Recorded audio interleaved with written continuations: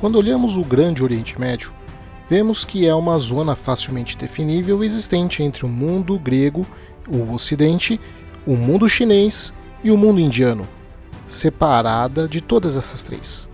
E no centro dessa região se destaca com folga o Irã, uma nação que abriga a civilização persa extremamente antiga e que resistiu por milhares de anos às mais diversas mudanças, agressões e influências.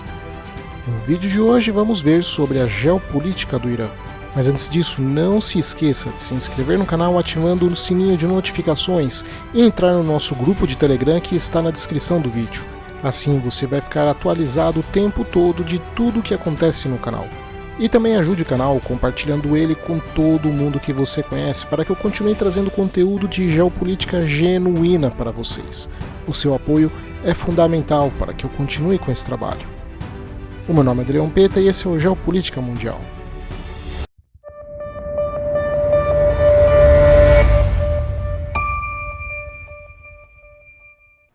O Irã é o grande divisor entre Oriente e Ocidente, ficando na encruzilhada do mundo islâmico ligando o Oriente Médio, o Cáucaso e o centro-sul da Ásia. Devido a isso, o Irã tem lutado para equilibrar as vantagens e desvantagens de sua posição e geografia.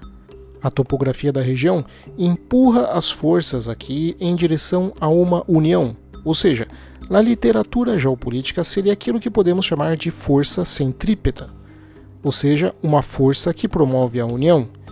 Isso se deve porque desde a antiguidade no centro dessa região, onde fica o chamado núcleo persa ou núcleo geopolítico do Irã, no chamado platô iraniano, se estabeleceram as mais variadas forças políticas dos Medos, que eram tribos arianas que serviriam de base para a formação do antigo Império Persa em 550 a.C. Isso se deve ao fato de que a região é cercada por uma topografia montanhosa, que protegeu a civilização persa com, na sua parte oeste, ficando a Cordilheira de Zagros, e ao norte as montanhas Alborz, no leste os desertos de Kavir e Lut, e ao sul ainda o Golfo Pérsico, o Golfo de Omã e o Mar da Arábia, e já um pouco mais ao norte o Mar Cáspio. Sua única parte plana fica no sudoeste, na região do Khuzistão, na fronteira com o atual Iraque, que tem servido como ponte de acesso entre os dois países desde a antiguidade. Desde a formação do Império Persa até os dias de hoje, o desafio das lideranças persas e iranianas tem sido a de se proteger das mais variadas forças que vinham tanto do Oriente como do Ocidente, sendo que a sua história é a de ser conquistada pelos mais diversos povos, desde os gregos, mongóis, turcos, árabes e ingleses. Todos conquistaram a antiga Pérsia várias vezes, o que fez com que as lideranças dessa região sempre buscassem conquistar o máximo de territórios ao redor do seu platô para usá-las como zonas de amortecimento contra agressões externas. Na prática, o Planalto iraniano é sinônimo de apenas um país, o Irã, tendo ainda uma das maiores populações do Oriente Médio. O Irã é o terceiro país do mundo em reservas de petróleo e o segundo em reservas de gás natural. Mas é a localização do Irã ao sul do coração continental de Mackinder, ou Heartland, e dentro da Rhineland de Speakman, que é mais do que qualquer outro fator, algo a se notar. A maior parte do petróleo e do gás natural do Oriente Médio está localizado justamente no Golfo Pérsico ou na região do Mar Cáspio, e o único país que abrange ambas as áreas é o Irã. O Golfo Pérsico possui 55% das reservas mundiais de petróleo bruto e o Irã domina todo o Golfo, desde a fronteira com o Iraque até o Estreito de Hormuz. A costa iraniana dentro do Estreito de Hormuz é a mais longa de todos os países na região e possui muitos lugares excelentes para esconder lanchas de ataque rápido para atacar petroleiros em caso de guerra, fator que, caso acontecesse, iria afetar pesadamente a economia mundial. Além disso, o Irã tem um grande litoral no Mar da Arábia, incluindo o porto de Shah Bahar, perto da fronteira com o Paquistão, o que o torna vital para proporcionar acesso aos países da Ásia Central, que não têm litoral. Enquanto isso, a costa iraniana no Mar Cáspio, no extremo norte, é rodeada pelas montanhas cheias de florestas. Olhando para o mapa da Eurásia, é possível ver a Cordilheira dos Zagros, que se estende desde a Anatólia, na Turquia, no noroeste, até o Baluchistão, no sudeste do Irã e parte do Paquistão.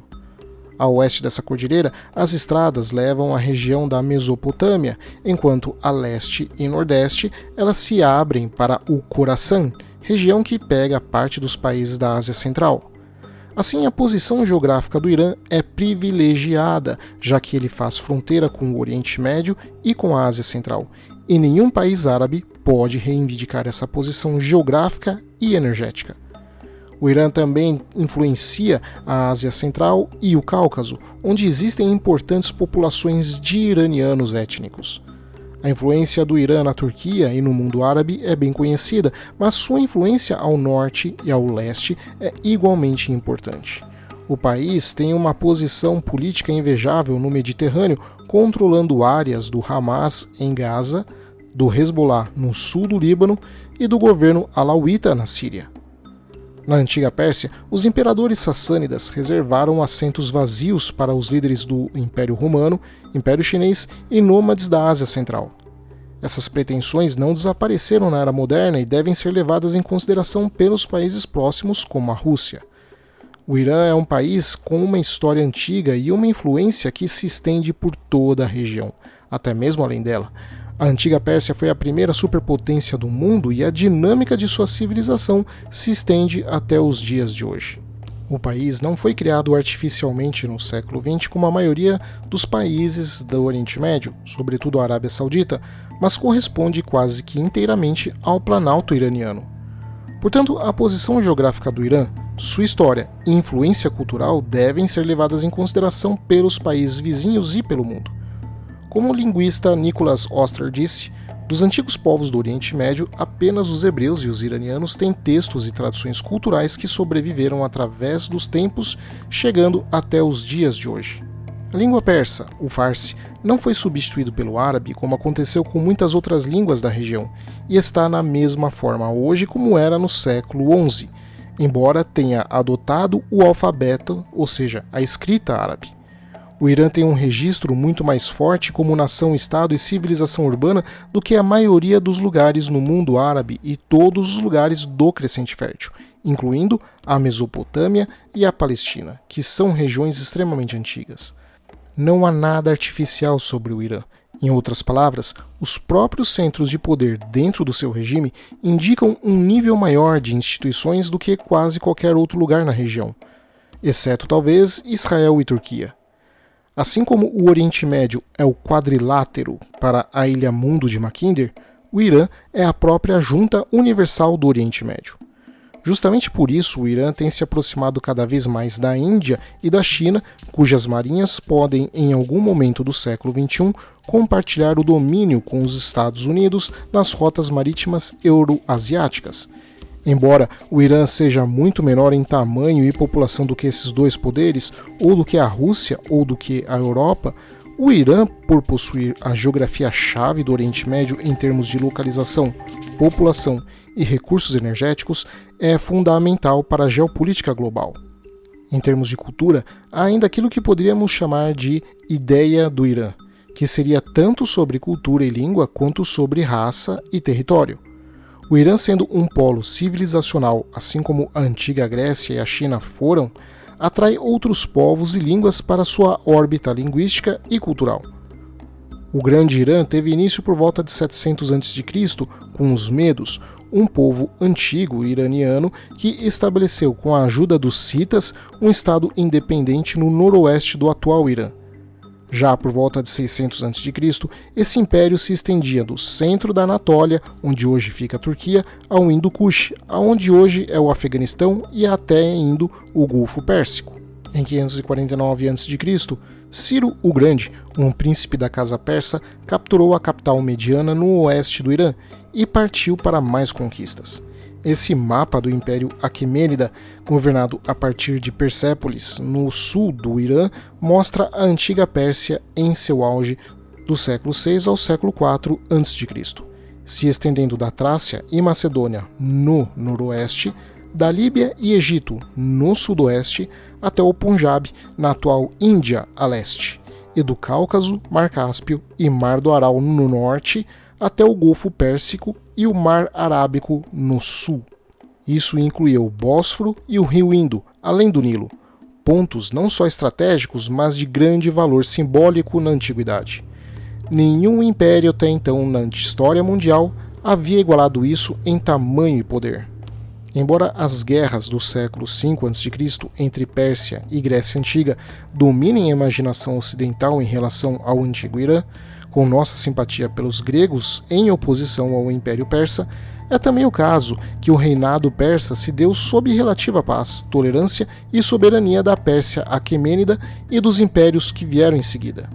Em especial, os partas, que, sabendo administrar a complexidade cultural e religiosa da região, foi sempre um empecilho para a hegemonia romana no Oriente Médio.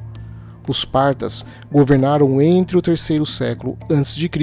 e o terceiro século depois de Cristo, geralmente da Síria e Iraque ao centro do Afeganistão e Paquistão, incluindo a Armênia e o Turcomenistão.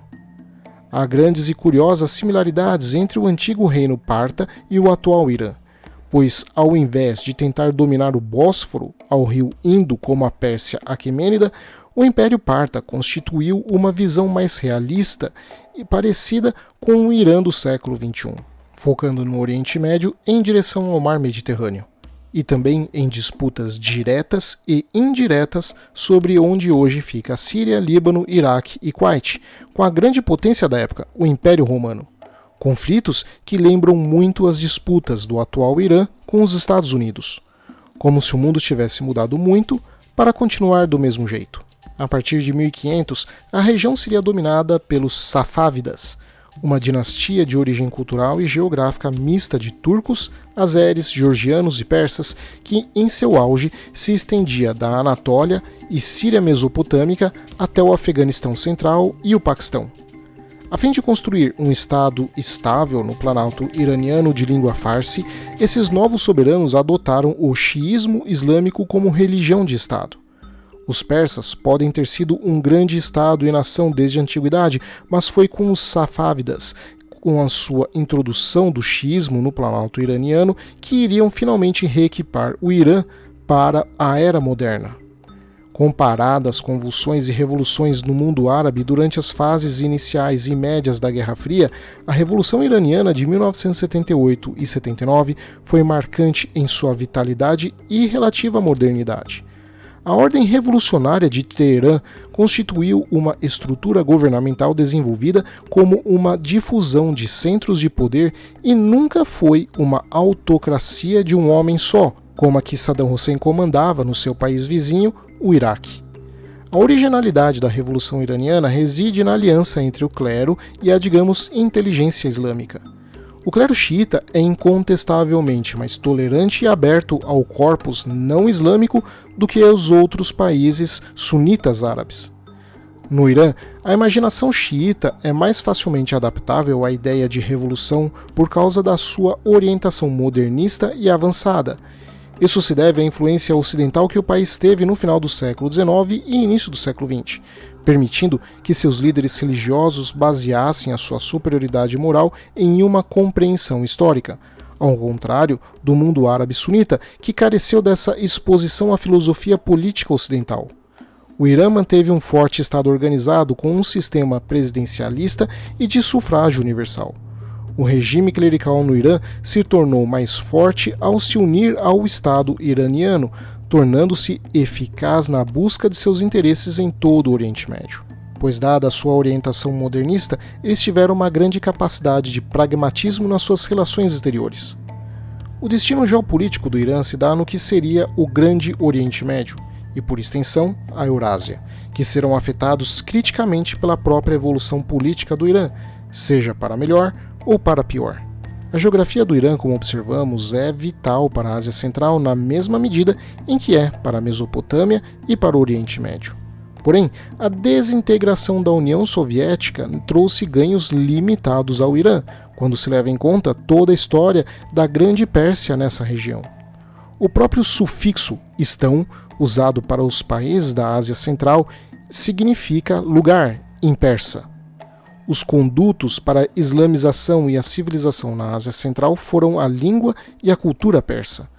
No entanto, depois de 1991, o Azerbaijão xiita, a noroeste, adotou o alfabeto latino e se aproximou da Turquia. Quanto às repúblicas a nordeste do Irã, como o Uzbequistão sunita, por exemplo, orientaram-se mais para uma base nacionalista do que islâmica, com medo de que seus próprios radicais nativos pudessem rechaçar uma aproximação com o Irã. O Tadiquistão sunita, mas falando persa, se aproxima do Irã, mas o Irã é limitado pelo medo de fazer um inimigo de muitos muçulmanos turcos falantes em outras partes da Ásia Central. Além disso, tendo influência nômade e semi-nômade, os asiáticos centrais raramente eram muçulmanos devotos, e 7 décadas de comunismo só fortaleceram suas tendências seculares que evitam ter que adotar uma versão mais radical ou conservadora do Islã e, por consequência, os afasta do Irã. Nos últimos anos, o Irã tem desenvolvido projetos de infraestrutura em países da Ásia Central, o que inclui a construção de usinas hidrelétricas, estradas e ferrovias. O país também tem uma avançada tecnologia nuclear e é rico em gás natural e petróleo, o que o torna uma importante rota de exportação desses recursos para outras regiões do mundo. Além disso, o Irã tem estabelecido alianças com países como Cazaquistão e Turcomenistão, o que possibilita o compartilhamento de recursos naturais e a construção de dutos de petróleo e gás. Contudo, apesar de ser um país influente em algumas partes do mundo árabe, o Irã ainda enfrenta obstáculos para expandir a sua influência na Ásia Central. Parte disso se deve ao fato de que muitos países da ex-União Soviética mantêm relações diplomáticas com Israel, o que limita a sua ação. Outro fator que limita a influência do Irã é a sua liderança clerical, que reprime qualquer tipo de oposição democrática e pressiona a diversidade cultural do país.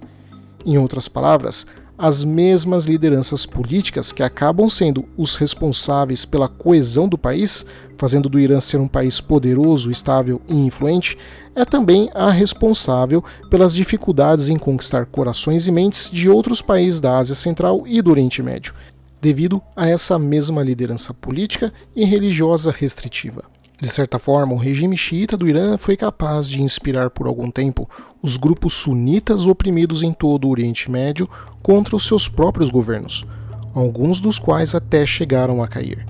Através de seu altamente eficiente serviços de inteligência, o Irã por muito tempo administrou um império pós-moderno de entidades subestatais, incluindo o Hamas na Palestina, o Hezbollah no Líbano e movimentos insurgentes no norte do Iraque, onde ele travou uma guerra indireta contra os Estados Unidos. A geografia determina que o Irã será crucial para as tendências do Grande Oriente Médio e da Eurásia, mas não pode ditar com qual propósito será crucial.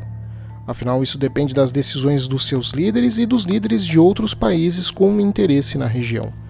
Atualmente, o Irã ergueu um poderoso império estranho, sem colônias e sem tanques, armaduras ou porta-aviões, mas desenvolvendo uma das mais eficientes máquinas de guerra indireta do mundo.